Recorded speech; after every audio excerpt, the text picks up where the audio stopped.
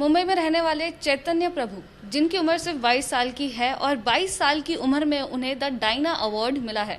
Diana award princess of Wales जो Diana Spencer थी, जिनकी छोटी उम्र में मौत हो गई, और उनके स्मृति में ये जो डायना अवार्ड है स्थापित किया गया है। और इस अवार्ड में उन लोगों को अवार्ड दिया जाता है जो छोटी उम्र में एक बदलाव लाते हैं, छोटी उम्र में कुछ ऐसा करके दिखाते हैं जो सोसाइटी को और सामाजिक कार्यों में मदद होती है। चैतन्य हमारे साथ हैं अभी, और फर्स्ट ऑफ ऑल आपको बहुत बहुत बधाई कि आपने इतना अच्छा अवार्ड जीता है और हम सबका नाम रोशन किया है। तो इसकी शुरुआत कैसे हुई? 2018 में आपको ये आइडिया कैसे आया? किस सिचुएशन में आपने इस मुहिम को शुरू किया? Thank you. पहली बात मैं शुक्रिया अदा करना चाहता हूँ कि आप हमारी आवाज़ को एम्पलीफाई कर रहे हैं। ऐसा हुआ था कि 2018 में नई वोटर आईडी का एक आर्टिकल मैंने पढ़ा था, और जब मैंने इस आर्टिकल को पढ़ा मुझे पता चला था कि मेरे पास ओल्ड वोटर आईडी कार्ड है जो बेसिकली एक लैमिनेटेड शीट था। इसको देखते ही मुझे पता चला था कि एक कोई नया प्रोसेस है और मुझे गूगल करना चाहिए। तो गूगल करने से पहले जैसे लोग अपने फ्रेंड्स को पूछते, मैंने भी मेरे करीबी मित्रों को पूछा कि क्या आपके पास वोटर आईडी है, और अगर है तो नया वाला है। तो उन्होंने नया वाली बात की छोड़ो, उनको पता ही नहीं था कि प्रोसेस क्या होता है। तब मुझे जब पता चला कि जो मेरे फ्रेंड्स हैं, जो मेरे जितने एजुकेटेड है, जो मेरे साथ स्कूल में पढ़े बड़े, और उनके पास वोटर आईडी नहीं है, तब मुझे सोचा कुछ तो प्रॉब्लम होगा, क्योंकि ये या वो प्रोसेस डिफ़िकल्ट है या लोगों को पता नहीं। तो जब मुझे पता चला कि ऐसे बहुत सारे लोग हैं, मैंने फिर उनको मैसेज किया और उनको बोला कि प्रोसेस काफ़ी इजी है, 7 मिनट में कोई भी अपना रजिस्ट्रेशन कर सकता है, और मैंने खुद लोगों का किया है, तो क्या मैं आपकी मदद कर सकता हूँ? तो लोगों ने बोला ठीक है, आप मुझे मैसेज भेज दीजिए। तो मैंने लोगों को छोटे छोटे कस्टमाइज स्मॉल मैसेजेस भेजा, जिसमें मैंने बहुत आसानी से लिखा था कि स्टेप 1 ये कीजिए, स्टेप 2 लॉगिन कीजिए, जो NVSP पोर्टल है उसी पे लॉगिन कीजिए और आपका वोटर आईडी हो जाएगा। ये मैंने भेजने के बाद भी ऐसे बहुत सारे मेरे खुद के दोस्त और जाने माने लोगों ने बोला ठीक है और नहीं किया। तब मैं समझ गया था कि मुझे जाकर कुछ करना पड़ेगा। तो मैंने उनको नैग नहीं किया, उनको पूछा नहीं क्या आपने किया कि नहीं। मैंने बस इतना ही किया कि मैंने जाके उनको बोला कि मैं आपके लिए वोटर आईडी बना के दे देता हूँ। तो उन्होंने बोला ठीक है, अगर आप बना के दे रहे हो तो ठीक है। तो फिर मैंने, बिकॉज वो मेरे फ्रेंड्स थे, कुछ प्रॉब्लम नहीं था, उन्होंने मुझे अपना आधार कार्ड दिया, उन्होंने हमारा लाइसेंस दिया, और जब उन्होंने ये सारी चीज़ें मुझे दिए, मैंने खुद बैठ के उनका रजिस्ट्रेशन किया। अभी जैसे अपने पीयर ग्रुप्स में जब आप 5 लोगों को रजिस्टर करते हो, 10 को करते हो, फिर बात फैलती है, और जब बात ये फैली कि मैं लोगों के लिए फ्री में मदद कर रहा हूँ, तो बहुत लोगों तक ये पहुंची, और सब म्यूचुअल फंड्स मुझे मैसेज करने लगे कि आप ये कर रहे हो, कौन कर रहा है? तो मार्क योर प्रेजेंस जो कैंपेन है वो मुझे फाउंड करना पड़ा, बिकॉज मैं ये कोट हमेशा बोलता हूँ कि what started as a small action to help couple of people became a movement. तो जब मैंने 50 लोग को किया, फिर 100 किया, फिर 200 को किया, फिर 300 के जब मेरी क्रॉस हुई नंबर, फिर मुझे पता चला कि मैं कुछ अच्छा ही कर रहा हूँ कि इतने लोग मेरे पास आ रहे हैं और रजिस्टर कर रहे हैं। तब जाकर मैंने इलेक्शन कमीशन से बात की, जो हमारे चीफ इलेक्टोरल ऑफिसर थे मिस्टर अश्विनी कुमार। 2018 में इलेक्शन के पहले मैं उनके पास गया, उनके ऑफिस के बाहर रुका और उन्हें ये बात बोली कि मैंने 300 किए सर, मुझे लगता है मैं शायद से 500 करूंगा और 1000 और शायद से 5000 भी क्रॉस कर सकूंगा। तो उन्होंने बोला कि इलेक्शन कमीशन से हमारा सपोर्ट आपके पास है, आप जितना कुछ कर सकती है कीजिए। देखो, रजिस्ट्रेशन एडवोकेट मैं कर रहा हूँ, मगर उसके बाद का जो प्रोसेस होता है, मैंने रजिस्टर कर दिया, बट उसके बाद इलेक्शन कमीशन को अप्रूव करना पड़ता है, एक प्रोसेस होता है। तो अगर किसी का फॉर्म अटक गया, अगर कोई प्रॉब्लम्स आए, तो वो सारे प्रॉब्लम्स के लिए इलेक्शन कमीशन मुझे हेल्प करेगी, ऐसा उन्होंने बोला था। और ऐसा ही हुआ। हर कोई बात इलेक्शन, जैसे आप जानते हो कमिश्नर बदलते रहते हैं, बट डिपार्टमेंट एक ही रहता है। तो अभी तक सारे डिपार्टमेंट ऑफिसर से मेरी बात होती है। ऐसा कुछ प्रॉब्लम होता है जहाँ पे लोगों के फॉर्म रिजेक्ट होते हैं, तो मैं डायरेक्टली कॉल कर सकता हूँ और लोगों के प्रॉब्लम सॉल्व कर सकता हूँ। तो मैं सिर्फ रजिस्टर नहीं करता, जब तक वोटर के हाथ में वोटर आईडी नहीं आता मैं रुकता नहीं हूँ।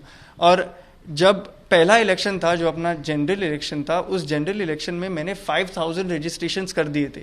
तो जब मैंने 5000 रजिस्ट्रेशन कर दिए, तो मुझे पता चला कि सिर्फ रजिस्ट्रेशन से काम नहीं होने वाला। हमारा लोकतंत्र को अगर हमें स्ट्रेंथन करना है तो 5000 रजिस्ट्रेशन से कुछ नहीं होने वाला, और मोर ओवर एडुकेटेड वोटर चाहिए। तो पहले मैं सिर्फ वोटर रजिस्ट्रेशन करता था, और 5000 वोटर करने के बाद मैंने एजुकेशन पे फोकस किया। अभी वोटर एजुकेशन क्या होता है कि कॉन्स्टिट्यूंसी क्या है, असेंबली क्या है, वार्ड क्या है, कॉर्पोरेटर क्या है, क्योंकि मुझे चाहिए कि जब भी एक युवा वोट करने जाता है वो सोच समझ के करे, वो किसी लिए भी वोट करे फर्क नहीं पड़ता, बट ज़रूरी है कि वो जाने कि जो कंटेस्ट कर रहा है, जो उनका उम्मीदवार है, वो कहाँ से आता है, उसकी क्वालिफिकेशन क्या है, और वो मेरिट पे वोट करे। बिकॉज ये जो डायना अवार्ड आपको दिया गया है, इस डायना अवार्ड में आपको किन किन अचीवमेंट की वजह से यहाँ पे आपको रिकॉग्नाइज किया और ये अवार्ड आपको दिया गया? ये अवार्ड इसीलिए दिया गया है फॉर ह्यूमैनिटेरियन एफर्ट, बिकॉज मैंने जो मोबिलाइज किया है लार्ज यंग लोग को मुंबई में और दिल्ली में भी, उसी के लिए मुझे दिया गया, क्योंकि मैंने 16,000 ऐसे लोगों को रजिस्टर किया हुआ।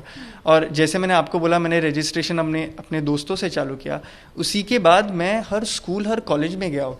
ये NMIMS हो, जेवियर्स हो, मुंबई के टॉप यूनिवर्सिटीज़ और दिल्ली के भी अशोका जैसी यूनिवर्सिटी में मैं जाके स्पीचेस दिए, सेमिनार्स दिए, जहाँ पे मैंने लोगों को रजिस्टर किया हुआ है।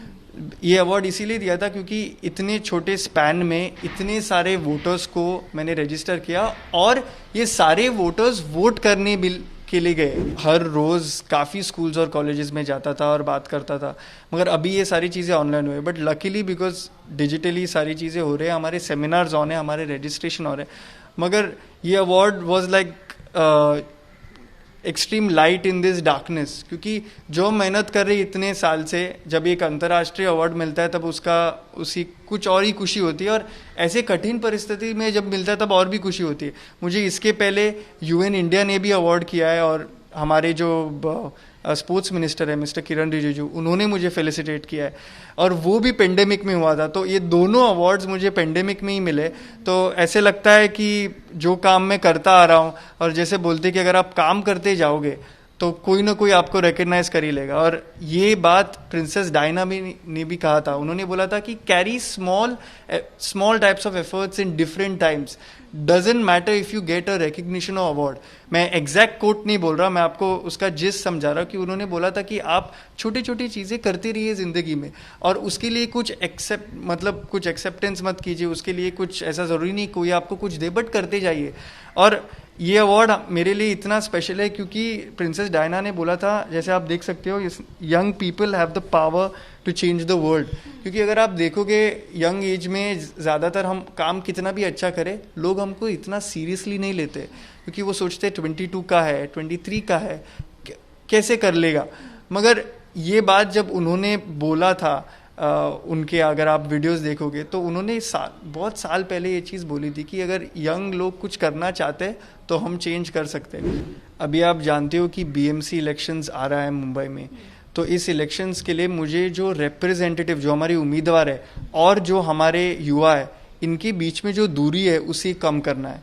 क्योंकि मुझे चाहिए कि सारे युवा लोगों को पता चले कि उनकी उम्मीदवार कौन है, और उनसे बात करे और उनसे समझे। बिकॉज अगले इलेक्शन में जो इतना क्रूशल है मुंबई के लिए, जहाँ पे हमारे मेयर्स इलेक्ट होंगे, मुझे चाहिए कि मेजॉरिटी यंग लोग जाके वोट करें। बिकॉज मुंबई का जो वोटिंग परसेंटेज है BMC के लिए, आप जानती हो, बहुत ही लो है। सो मुझे ऐसी कैंपेन्स करने हैं जिसमें ये गैप डिक्रीज हो और ज़्यादातर यंग लोग आके वोट करो। उसके लिए मैं एक यूथ मैनिफेस्टो प्लान कर रहा हूँ। इस यूथ मैनिफेस्टो के ज़रिए मैं सारे यंग लोगों को साथ में ला रहा हूँ। जो भी यंग लोगों को चाहिए, जो अपने रिप्रेजेंटेटिव से उनको बात करना है, जो उनसे चाहिए, वो मुझे बता सकते हैं, और हम इसको आउटलाइन करेंगे सो दैट सारे यंग पीपल के डिमांड्स रेडी है। क्योंकि सिर्फ पॉलिटिकल पार्टीज़ के पास क्यों मैनिफेस्टो होना चाहिए, हम भी युवा है, हमारे भी नीड्स है, हम मेजॉरिटी में, और इंडिया को समझना चाहिए कि हम मेजॉरिटी में, बजट्स में हमारे लिए ज़्यादा एलोकेशंस होने चाहिए। तो ये सारी चीज़ें को साथ में लाने के लिए मैं ये मैनिफेस्टो बना रहा हूँ, और ये BMC इलेक्शन के पहले मैं रिलीज़ करूँगा। तो सारे उम्मीदवारों को भी पता चलना चाहिए कि हमें क्या चाहिए, गवर्नमेंट को भी पता चलना चाहिए हमें क्या चाहिए, और हमारे मांगे पूरी होनी चाहिए। बिकॉज अगर हम मेजॉरिटी में और हमारे लिए अगर कुछ नहीं करेगा गवर्नमेंट, तो प्रॉब्लम्स आएंगी। और मैं ऐसा समझता हूँ कि अगर गवर्नमेंट हमारे प्रॉब्लम्स एड्रेस करते तो कोई एक्टिविज्म होगा ही नहीं, कोई रफ पैच होगा ही नहीं। क्योंकि अगर हमारे नीड्स गवर्नमेंट सॉल्व कर देती, फिर कोई प्रॉब्लम होगी नहीं। तो इसीलिए मेरा यही प्लान है कि ये गैप डिक्रीज कैसे किया जाए और इस इलेक्शन के पहले रिलीज़ किया जाए। तो जैसे कि यहाँ पे चैतन्य प्रभु बहुत ही यंग हैं, और इस उम्र में आकर उन्होंने एक बहुत ही अच्छा थॉट लाया है। वोटिंग जो है हम सबका अधिकार है, हम एक वोट से दुनिया बदल सकते हैं। दुनिया में, हमारे भारत में जो हो रहा है उस चीज़ों को बदल सकते हैं, और बहुत कुछ हम बदलाव ला सकते हैं।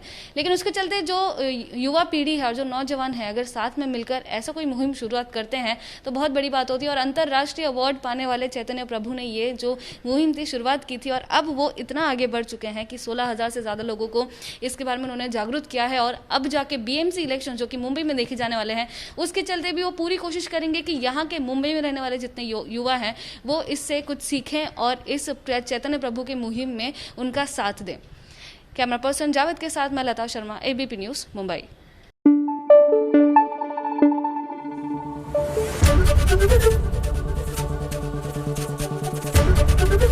एबीपी न्यूज़ आपको रखे आगे।